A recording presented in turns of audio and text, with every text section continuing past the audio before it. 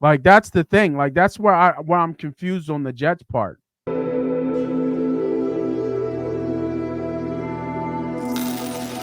And Jets, Jets, Jets, Jets. What are you doing, bro? With this joint come up? Going a little sluggish here. We got so many people in here. My joint kind of running a little slow. Sorry for the slowness here. What are you doing with that man though? Haason Reddick right now continues to hold out. Reddick will forfeit 800,000 for every game he misses. He has already accumulated over 5 million in mandated fines over the summer. This was from 94 WIP via Adam Schefter. So Haason ain't playing, and I agree he should be getting paid what his due worth is. The Jets knew this already when they traded for him, and we already had talked about this on another episode. More than likely, the conversation with Joe Douglas was like, "We're going to re-sign you. We're going to give you what you do. We're going to." He would have never got traded. He would have never agreed to the trade if they weren't going to give him a new deal to have him being paid as he should be. Jets seemed like that wasn't the case. They gave him a deal that wasn't guaranteed or a deal nothing with incentives to get him up to the number that he feels appropriate. Reddick didn't like that and went to Japan, came back, and now he's sitting out and has over $5 million in fines as of right now, and does not seem to not going to be coming back anytime soon. What's your take on this, bro? Like how, like we've seen holdouts before. The most recent one I can think about is probably like Le'Veon Bell. The most one I could kind of think of. That kind of happened, crazy standing on business. Do you think, or how long you hold out is going to last? Yeah, man. I'm with him. I'm with Hassan Reddick here. Um, it I agree. sounds like a lot of money. It is a lot of money. I would say it Um, is a lot of money. People don't realize that, but he's going to get that money back. So he's taking a stance here. He's not Le'Veon Bell, where he's a running back and he has all that wear and tear that they got to talk about and all that stuff. He's a rush in defender who him and only one other player in the NFL over the past 3 years has had double digit sacks, and that's him and Miles Garrett, who's probably one of the best edge rushers, along with J.J. Watt. I'm sorry, T.J. Watt. So I think he's okay. I mean, I'm sure he has money that he ain't got to worry about. This is a loss of money, but I think he's gonna get that money on the back end. And if he and his agent's gonna negotiate that, like, listen, this is the money he lost, this is the money he's gonna recoup on the front end. You know what I'm saying? Like he'll get the money back. What is the Jets doing though? That's the question. Why would you do that? That's the biggest issue. So I think the Jets are really at fault here. They really try to get him as a rental. That's what they really try to do. Go for a run because they got Aaron Yeah, Rodgers back and pick him up on that contract that he was on with the Eagles and use him as a rental and probably wasn't going to pay him in the future anyway. That's what really was probably going down. If not, Hassan would have stayed with the Philadelphia Eagles and would have been on his team right now, unless somebody else was going to pay him that money that he wanted. So I get him. I know he's frustrated. I wouldn't step a foot into that place because they did him dirty. And the only reason a player does this, don't even it has not even showed up, period, to that facility yet, is because they did him dirty. That's the only way. That's the only way. They must have did him real dirty, my opinion.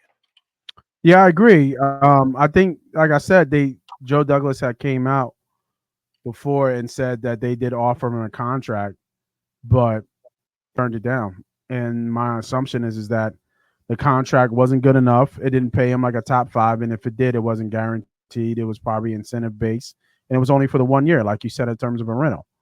So I agree with him, even though in the NFL years he's on the wrong side of 30, which I think he's turning 31. So I think he's 30 now, and he's turning 31. But that's just the way they look at pass rushers, and eventually the decline is coming.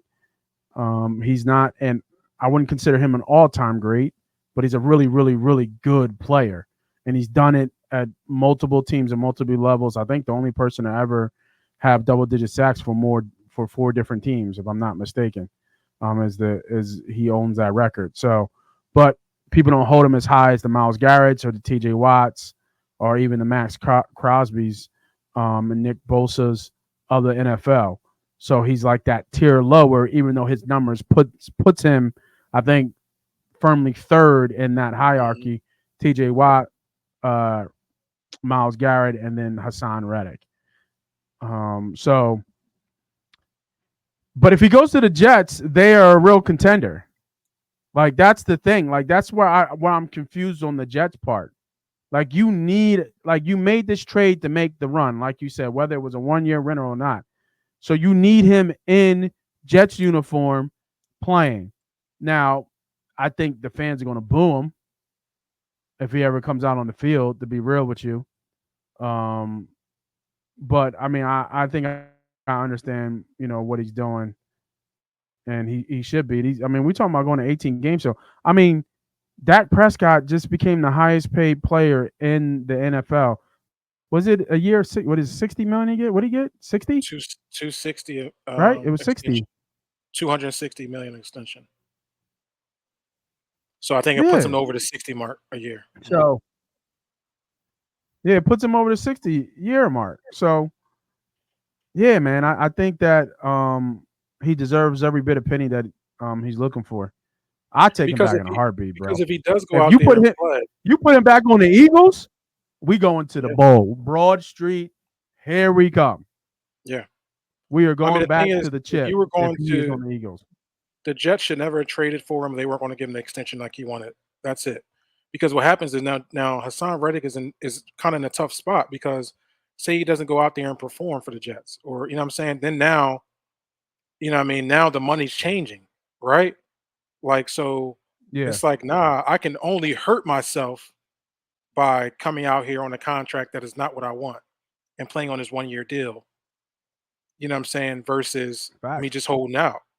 Because my last tape is what my last tape is. Y'all know I can ball. Y'all know what? How many games he missed last year? Still had double-digit sacks. He missed what? 4 games. He had 12 sacks and it was a bad year. He had 12 sacks in a bad Oh, year. and he had a Like broken what we arm, right? talking No, about? broken hand or broken wrist or something like that for the first 4 games. I Yeah. forgot. 12 sacks. So Yeah, oh, Reddick didn't do nothing. Motherfucker had 12 sacks in a bad year. He had a bad year.